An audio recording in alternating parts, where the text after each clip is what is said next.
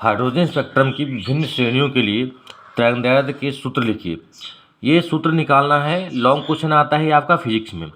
Hydrogen spectrum की विभिन्न श्रेणियों की व्याख्या क्वांटम यांत्रिकी द्वारा की जाती है। क्वांटम यांत्रिकी के अनुसार यदि हाइड्रोजन परमाणु की आयनिक अवस्था को शून्य ऊर्जा स्तर माना जाए तो परमाणु को विभिन्न ऊर्जा स्तरों की ऊर्जाओं को निम्न सूत्र द्वारा व्यक्त किया जा सकता है। यह सूत्र होता है En बराबर माइनस का R/Hc/n², और इसको हम लिख देते हैं माइनस का 13.6 बटे में n² EV मतलब इलेक्ट्रॉन वोल्ट।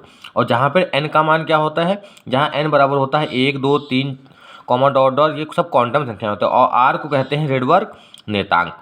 ये आपका लॉन्ग क्वेश्चन आपका आता है और इसमें आपका चित्र भी बनाने को आता है। ये पूरा लॉन्ग क्वेश्चन आपका हो जाता है। जब परमाणु को बाह्य ऊर्जा दी जाती है तब वह अपने न्यूनतम ऊर्जा स्तर से किसी उच्च ऊर्जा स्तर में चला जाता है, परंतु वहाँ से लगभग 10⁻⁸ सेकेंड से तक रहकर सीधे अथवा अन्य ऊर्जा स्तरों में होते हुए निम्न ऊर्जा स्तर में लौट आता है। तो इस प्रकार से आपका ये लॉन्ग क्वेश्चन हो जाता है और ये चित्र भी बनाना हो। ये जो चित्र है आपका बहुत ही इम्पोर्टेंट है। इसमें आपकी 5 श्रेणियाँ दी हैं। 5 श्रेणी मतलब लाइमन, बामर, पास्सन और ब्रैकेट। ये पांचों श्रेणी की आपकी तरंगदैर्ध्य पता हो और आपको सूत्र इसका पता हो, n बराबर 1 2 3 ये सब, और इसका दृश्य भाग क्या होता है, दृश्य भाग भी आपको पता होना चाहिए कि आपका दृश्य भाग इसमें क्या है और इसका सूत्र क्या होता है। ये आपका लॉन्ग आगे दिया है। अब पांचों श्रेणी का पूरा लॉन्ग में लिखना है कि लाइमन श्रेणी में क्या होता है, पास्सन श्रेणी में क्या होता है। लाइमन श्रेणी पहला दिया कि हाइड्रोजन परमाणु का इलेक्ट्रॉन जब किसी उच्च ऊर्जा स्तर से बाह्य प्रथम ऊर्जा स्तर में संक्रमण करता है, और इस प्रकार से इसका सूत्र लिख लेना है आपको 1/λ बराबर R1/1² माइनस 1/n², जहाँ n2 का मान क्या है 2 3 4 कॉमा डॉट डॉट। और इसकी जो लाइमन श्रेणी की जो रेखाएं हैं वो पराबैंगनी भाग में प्राप्त होती हैं। और सबसे बड़ी तरंगदैर्ध्य कितनी है 3646 एंगस्ट्राम, और सबसे छोटी तरंगदैर्ध्य 912 एंगस्ट्राम। ये आपका बहुकल्पी में पूछ सकता है। फिर आपका आ जाता है बामर श्रेणी। बामर श्रेणी के लिए क्या हो जाता है 1/λ बराबर R 1/2² माइनस 1/n², और यहाँ पे n2 का मान क्या हो जाएगा 1 बढ़ जाएगा, बस 3 4 5 कमा डॉट डॉट ये हो जाएगा। और इसकी अधिकतम तरंगदैर्ध्य कितनी होती है, इसकी अधिकतम तरंगदैर्ध्य होती है 6563 एंगस्ट्राम, तथा सबसे छोटी तरंगदैर्ध्य होती है 3646 एंगस्ट्राम। ये सबसे छोटी तरंगदैर्ध्य होती है। फिर है पास्सन श्रेणी। पास्सन श्रेणी में क्या होता है हाइड्रोजन परमाणु का इलेक्ट्रॉन n2 बराबर 4 5 6 से, इसमें आपका सूत्र ये वाला आपको तैयार करना होगा 1/λ बराबर R 1/3² माइनस 1/n²। यहाँ पे n2 का मान 4 5 6, और सबसे बड़ी तरंगदैर्ध्य 18735 एंगस्ट्राम तथा सबसे छोटी 8196 एंगस्ट्राम। आपको पांचों श्रेणी सही से पढ़ लेनी है और इसका चित्र बना लेना। हाइड्रोजन स्पेक्ट्रम अगर आपसे पूछता है तो पूरा क्वेश्चन आपको लॉन्ग में लिख देना है, या तो आपसे शॉर्ट में भी पूछ सकता है कि लाइमन श्रेणी क्या है, या एक नंबर में बहुकल्पी आपसे पूछ सकता है कि इसकी अधिकतम तरंगदैर्ध्य कितनी होती है और इसकी न्यूनतम तरंगदैर्ध्य कितनी होती है। पास्सन हो गया। अब आपका आता है ब्रैकेट श्रेणी।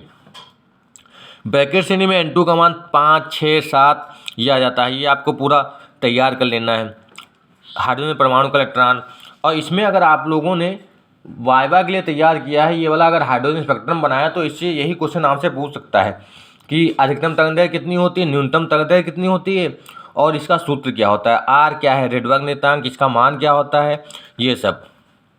और ये रेखाएं जो हैं स्पेक्ट्रम के किस भाग में प्राप्त होती हैं। ये है चौथा कि ब्रैकेट से ये अवरक्त भाग में प्राप्त होती है। उसका सबसे बड़ी तरंगदैर्ध्य जो है 40,500 एंगस्ट्राम है, और सबसे छोटी तरंगदैर्ध्य 14,556 एंगस्ट्राम है। और लास्ट में आपका आ जाता है फुंड श्रेणी। इसमें n2 का मान 6 7 8 हो जाता है, बस 1/λ बराबर R 1/5² माइनस 1/n²। ये रेखाएं स्पेक्ट्रम के अवरक्त भाग में ये भी प्राप्त होती हैं। ये आपका n2 बराबर 6 के लिए हो जाता है। फिर आयनन ऊर्जा अगर आपको लिखनी है, आयनन ऊर्जा अभी आपने लिखा था En बराबर होता है माइनस RSc/1², तो आयनन ऊर्जा हो जाएगा माइनस RSc हो जाएगी 1 के लिए। इन्फिनिटी होगा तो उसकी 0 हो जाएगी। तो इस प्रकार से डेल्टा E जब निकालेंगे डेल्टा ई को सॉल्व कर लेंगे। डेल्टा ई को हो जाएगा 13.6 इलेक्ट्रॉन वोल्ट। अगर आपसे डायरेक्ट ऊर्जा पूछी जाए तो 13.6 इलेक्ट्रॉन वोल्ट इसकी ऊर्जा हो जाती है। ये पूरा लॉन्ग क्वेश्चन आपको तैयार कर लेना है, बहुत ही इंपॉर्टेंट है आपकी बोर्ड परीक्षा के लिए। फिर लाइमर श्रेणी के लिए अगर निकाला गया है तो लाइमर श्रेणी क्या हो जाता है, ई बराबर आर लैम्डा का मान 4/3 आर हो जाएगा, क्योंकि n1 का मान 1 हो जाएगा। तो यहाँ से 10.2 इलेक्ट्रॉन वोल्ट ऊर्जा हो जाएगी। बामर के लिए भी सेम ऐसे ही हो जाएगा, 5/36। यहाँ पे 13.6 मान जब रखेंगे तो 1.86 इलेक्ट्रॉन वोल्ट। ये अलग अलग इनकी लाइमर श्रेणी, बामर श्रेणी सबकी ऊर्जाएं निकाली गई हैं।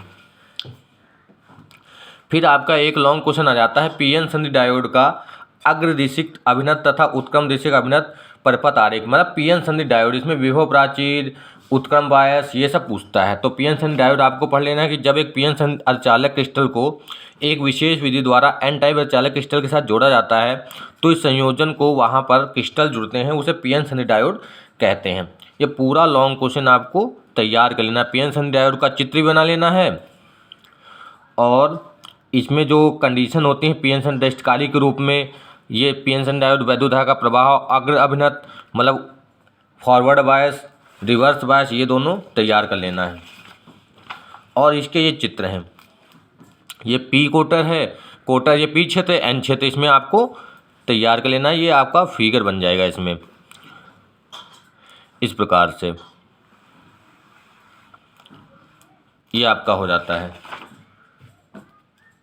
ये आपका फॉरवर्ड बायस चल रहा था, ये उत्क्रम अभिनत हो रहा है, अग्र अभिनत और उत्क्रम अभिनत। यहाँ से जब पीएन संधि डायोड के पी टाइप को बैटरी के ऋण से रहता था, एन टाइप को क्रिस्टल को बैटरी के धन सिरे से जोड़ते हैं, तो यह संधि उत्क्रम अभिनत या रिवर्स बायस कहलाती है।